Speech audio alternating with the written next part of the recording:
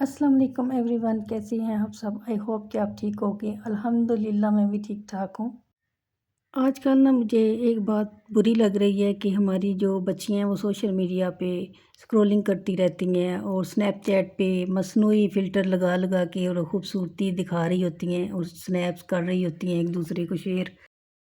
और यकीन करें, जब उनके घर में मेहमान आ जाएं तो उन्हें खाना बनाना नहीं आता, तो फिर बाहर से आस-पास हमसायों से हेल्प ली जाती है कि हमारे घर में आके खाना बना जाएं, मेहमान आ गए हैं। जवान बेटियां हों या बहुएं हों, उनके घर में मौजूद होते हुए भी बाहर से हेल्प लेना कितनी शर्म की बात है।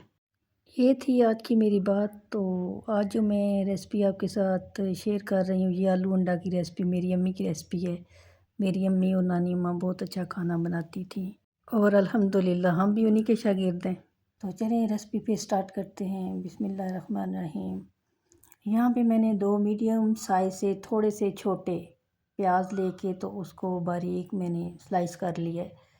यहाँ पे मैं आपको एक टिप दूँगी कि जब भी आप कोई ग्रेवी बनाएं तो उसके प्याज बहुत बारीक स्लाइस करें और फिर उसे ब्राउन करेंगे तो वो बहुत अच्छे ब्राउन होंगे और ग्रेवी भी बहुत अच्छी बनेगी। और साथ ही मैंने कुकर में आधा कप ऑयल डाला है और उसमें मैंने ये प्याज शामिल कर दिए हैं। अब इसको मैंने हल्की आंच से थोड़ा सा ज़्यादा फ्लेम रख के तो छोड़ दूँगी। ये खुद ब्राउन होते रहेंगे और साथ में मैं दूसरे काम कर लूँगी। यहाँ पे मैंने 2 अदद टमाटर ले लिए और इनको चॉप कर लिया और इनको अब मैं एक ब्लेंडर के जग में डाल दूँगी।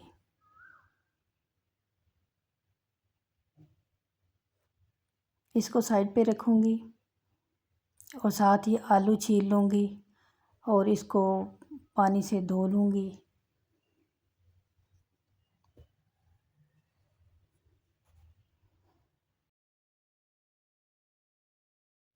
आलू को अब मैं काट लूँगी और इसके मैं बड़े बड़े टुकड़े करूँगी, क्योंकि आलू अंडा ग्रेवी में बड़े बड़े टुकड़े जाते हैं और कुछ आलू अगर छोटे हैं तो उनको आप साबुत ही रहने दें।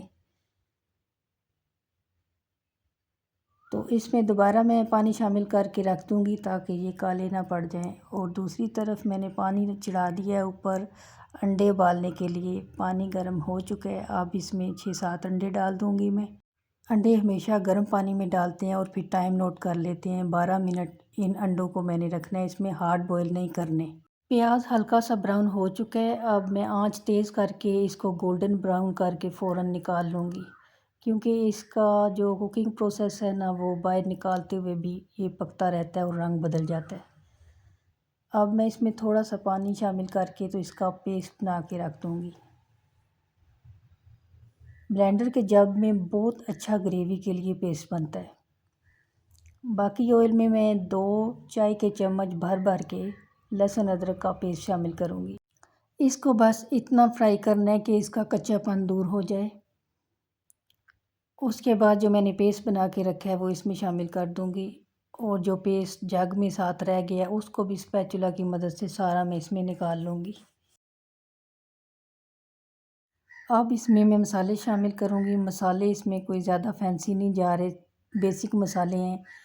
1 चाय का चम्मच लाल मिर्च पाउडर, आधा चाय का चम्मच हल्दी पाउडर, 1 चाय का चम्मच नमक और 2 चाय के चम्मच खुश्क धनिया पाउडर।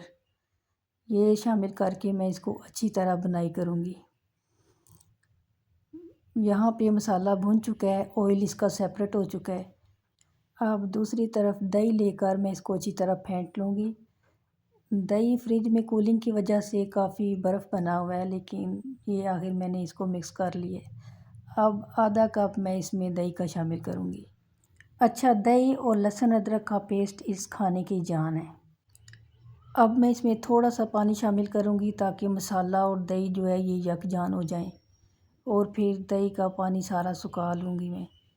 और ये देखिए मसाला बहुत अच्छे से भुन चुका है, तेल अलग हो चुका है और मसाला अलग। अब इसमें मैं कटे हुए आलू शामिल करूँगी। आलू को इसमें भूनने की बिल्कुल कोई ज़रूरत नहीं है, बस डायरेक्ट आलू शामिल करें और साथ ही पानी शामिल कर दें। पानी इतना डालना है जितना आपको चाहिए, आप अपनी मर्ज़ी से डाल सकते हैं। मैंने इतना पानी डाला है कि सारे आलू डूबे हुए हैं, बस थोड़े से ऊपर नज़र आ रहे हैं। अब मैं कुकर बंद करूँगी और जब सीटी चलने लगेगी तो 5 मिनट तक मैं इसको पकाऊँगी। तो दूसरी तरफ अंडे उबल चुके हैं। गरम गरम अंडों का मैंने पानी निकाल दिया है और इसको दूसरे बाउल में ट्रांसफ़र करूँगी, क्योंकि जिसमें मैंने इसे उबाला है वो ऑलरेडी गर्म है। अब ठंडा पानी इसमें शामिल करूँगी। 2-3 पानी से निकालूँगी मैं इसे और अब मैं इन्हें छील लूँगी। अंडे मैंने छील लिए हैं। अब मैं इनके सेंटर में थोड़ा थोड़ा कट लगा दूँगी। इतना कट लगाना है कि ये एक दूसरे से अलग ना हो। तो अब मैं कुकर खोल रही हूँ तो ये आलू मेरे गल चुके हैं और पानी आप चेक कर सकते हैं। पहले आलू थोड़े थोड़े नज़र आ रहे थे और अब ये आधे नज़र आ रहे हैं। अब मैं इसमें 1 चाय का चम्मच गरम मसाला पाउडर शामिल करूँगी। आप चाहें तो आप इसका शोरबा और ज़्यादा बना सकते हैं। अब मैं इसको डिश आउट करके आपको दिखाती हूँ। यहाँ पे मैंने एक खूबसूरत बाउल ले लिया है। ये देखिए इसकी ग्रेवी की टेक्सचर चेक करें आप। माशाल्लाह से कोई इधर उधर टमाटर और प्याज तैर नहीं रहे, स्मूथ ग्रेवी बनी है बिल्कुल। और अंडे जो है ऐसे हमने ऊपर सजा दिए हैं। अच्छा, मेरी अम्मी भी साथ हमें ना ऐसे ही अंडे दिया करती थी उबाल के अलग से। हम इन अंडों को फ्राई नहीं करते थे। और इसके साथ ऊपर मैंने हरी मिर्च से गार्निश की है। ये बड़ी फ्लेवरफुल हरी मिर्चें हैं। और इसके साथ नरम नरम अंडे, उबले हुए आलू भी, कुकर में जो आलू गले हुए होते हैं वो भी बहुत नरम होते हैं। और इतनी मज़े की ग्रेवी और साथ में हरी मिर्च का जायका कमाल ही हो गया है। और मैंने इधर ग्रेवी में मिक्स करके भी अंडे एक बाउल में आपको सजा के दिखाए हैं कि ग्रेवी में मिक्स करें तो इनकी लुक ऐसी होगी। और अगर आपको मेरी वीडियो अच्छी लगी है, कुछ भी अच्छा लगा है, तो आप मेरे चैनल को सब्सक्राइब, लाइक और शेयर करना ना भूलें। और कोई भी बात हो तो आप कमेंट कर सकते हैं मुझे। तो मिलते हैं नेक्स्ट वीडियो में इंशाल्लाह। अल्लाह हाफ़िज़। Thank you for watching.